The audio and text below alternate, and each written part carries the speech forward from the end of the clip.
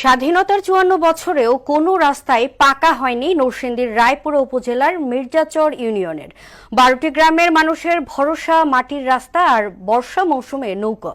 যোগাযোগ ব্যবস্থা ভালো না হওয়ায় এখানে কমছে শিক্ষার হার, বাড়ছে অপরাধ প্রবণতা।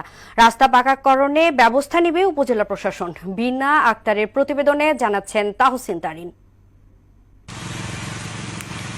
স্বাধীনতার ৫৪ বছরেও কোনো রাস্তাই পাকা হয়নি নরসিংদী রায়পুরা উপজেলার মির্জাচর ইউনিয়নে। এখান থেকে কোথাও যেতে হলে দীর্ঘপথ পায়ে হেঁটে কিংবা নৌকায় যেতে হয়। নেই প্রয়োজনীয় সেতু, কালভার্ট।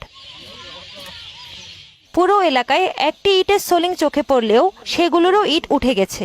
বছর জুড়েই শিক্ষার্থীদের পায়ে হেঁটে স্কুলে আসা যাওয়া করতে হয়। তাই দিন দিন স্কুলে কমছে শিক্ষার্থীর সংখ্যা। ছেলে মেয়ে স্কুলে আসা যাওয়া খুবই কষ্ট হয়।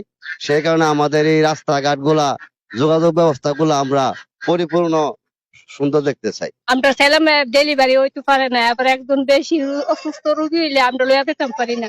যোগাযোগ ব্যবস্থাটা ভালো হয় তাহলে আমরা সব দিকে সুবিধা হব। ভালো রাস্তা নেই, যার কারণে আমাদের স্কুলে যেতে অনেক কষ্ট হয়। এই ব্রিজ দিব কইছে, এই রাজুর জনমুখ হয়ে গেছে, কিন্তু একটা ইডি ফেলাইছে না এই পর্যন্ত। স্থানীয় ইউপি সদস্য ও চেয়ারম্যান বললেন, এই এলাকায় ১ ইঞ্চি পাকা রাস্তাও নেই। তাই উপজেলা সদরে যাওয়া সহ অসুস্থ রোগী নিয়ে পড়তে হয় বিপাকে। ১ ইঞ্চি পাকা রাস্তা নাই। মানুষের যাতায়াতের লাগে অনেক খুব কষ্টতে আছে। কোন স্কুলের ছাত্রছাত্রী আসা যাওয়ার জন্য খুব কষ্টতে আছে। পাকা রাস্তা বলতে নাই, এরপরে নদী ভাঙ্গন, কি বলবো, এটা আর বলার মতো আমাদের কিছু নাই। আমাদের তো অন্ধকার আর কেউ নাই। মির্জাচর নদী বেষ্টিত এলাকা, কিন্তু এখানে ব্রিজ নেই। তাই রাস্তা উন্নয়নের ক্ষেত্রে ঝামেলায় পড়তে হয়। ৪টা ব্রিজে আমার ডিপিপি অন্তর্ভুক্ত করা আছে এবং এখানে ওঠা অপেক্ষা আছে।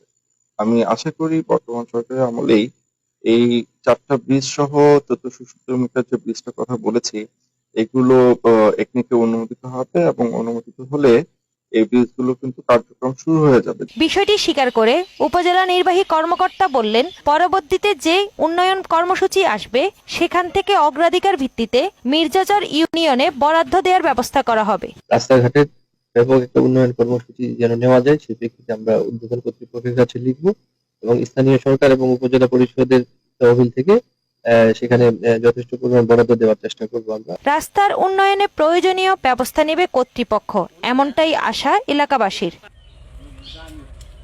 তাহসিন তারিন, মোহনা সংবাদ।